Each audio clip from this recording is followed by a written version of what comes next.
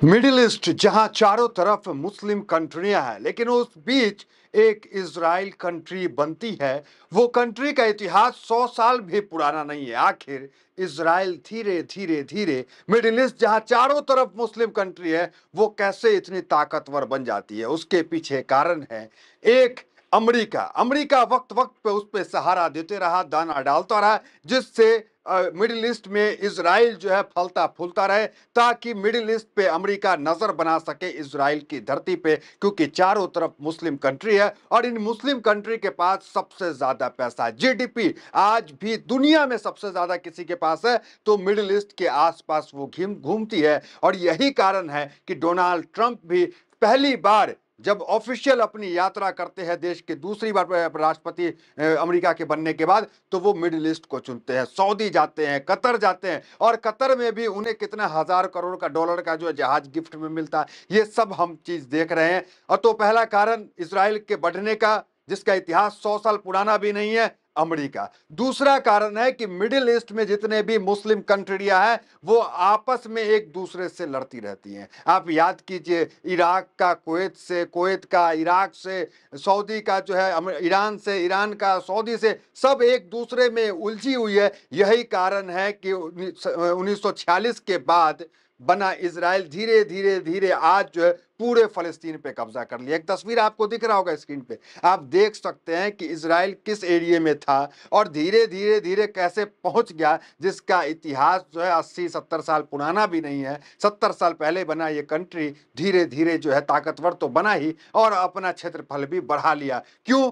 क्योंकि इसे अमेरिका का सपोर्ट और मिडिल ईस्ट के अंदर मुस्लिम कंट्री आपस में एक दूसरे से लड़ते रहे, ये भी कारण है। क्योंकि 57 मुस्लिम कंट्री है, ओआईसी है, इन सब के रहते हुए इजराइल के अंदर किस तरीके से अब तक गाजा में 62,000 लोगों की जान चली गई, जिसमें 19,000 बच्चे थे। लेकिन फिर भी ये 57 कंट्रियां देखती रह गई और कुछ नहीं की। कुछ हुआ?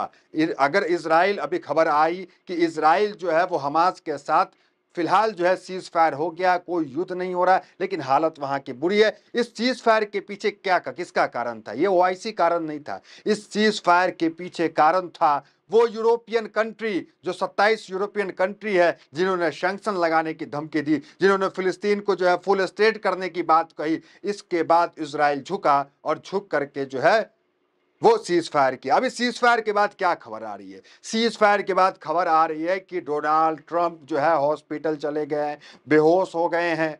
क्या कारण है वो खबर डिटेल हम टीवी 9 की आपको बताएंगे। लेकिन आपको बता दें कि अभी सीज फायर के तुरंत बाद हमने देखा कि ईरान, देखिए मिडिल ईस्ट में एकमात्र ऐसी कंट्री है ईरान, जो अभी जो है वो कहा जा रहा है कि वो न्यूक्लियर शक्ति भी बन सकती है। अभी उस कगार पे वो आगे है। तो ईरान सबसे मजबूत कंट्री है जो इजराइल से सीधा लोहा लेती है, बाकी कोई कंट्री नहीं लेती है। और ईरान और सऊदी, देखिए सऊदी के पास पैसा बहुत है, क्षेत्रफल भी बड़ा है, पैसा भी बहुत ज्यादा है, और ईरान और सऊदी ये एक दूसरे के करीब आ रहे हैं, जिसको देखते हुए इजराइल के पसीने जो है छूट रहे हैं। और अभी खबर है कि इजराइल के नेतन्याहू बेहोश हो गए और जो है वो हॉस्पिटल गए। हम नहीं कह रहे, टीवी 9 की रिपोर्ट कह रही है। रिपोर्ट क्या कहती है हम आपको वो बताते हैं। देखिए क्या रिपोर्ट है।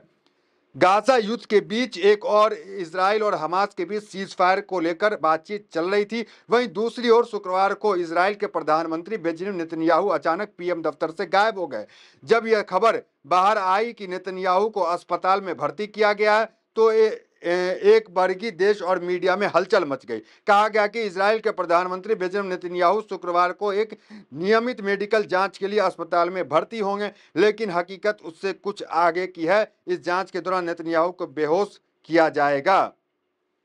टीवी 9 कह रहा है कि मामला इससे कुछ आगे की है। हालांकि हेल्थ का कारण बता रहे हैं कि ये बेहोश हो गए, हॉस्पिटल चले गए, तमाम चीज। उस बीच क्या खबर है कि बैकअप पीएम जो है इजराइल जो है तैयार कर लिया है। हड़कंप मचा हुआ है इजराइल के अंदर, बैकअप पीएम तैयार किया जा रहा है। देखिए यही वजह है कि अस्थायी तौर पर देश की सत्ता किसी और को, क्योंकि अचानक ये भाग चले गए थे यहाँ ऑफिस से, देश की सत्ता किसी और को सौंपी गई है। नेतन्याहू की गैर मौजूदगी में जस्टिस मिनिस्टर और उप प्रधानमंत्री यारवी लेविन को कार्यभार प्रधानमंत्री बनाया गया है। यानी जब तक नेतन्याहू ऑपरेशन थिएटर में रहेंगे, तब तक देश का शीर्ष नेतृत्व उनके हाथ में रहेगा। इस दौरान डिफेंस मिनिस्ट्री इजराइल कातज को सुरक्षा मामले पर जिम्मेदारी दी गई है।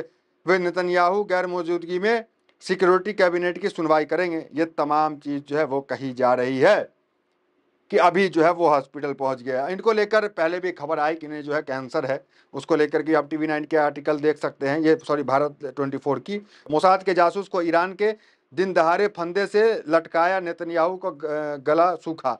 तो वो जो खबर थी मोसाद को लेकर के, ईरान के अंदर जो मामला हुआ उसको लेकर। कुल मिला के वो हेडलाइंस आप देख सकते हैं कि इनको जो है वो प्रोस्टेट कैंसर से जूझ रहे थे नेतन्याहू। ये पुरानी खबर है जिसकी सर्जरी वगैरह कराए हैं वो, और फिर अब खबर आ रही है कि नेतन्याहू जो है वो फिर जो है बेहोश हो गए और फिर हॉस्पिटल चले गए हैं। तो इस बीच ये खबर बड़ी है गाजा के अंदर।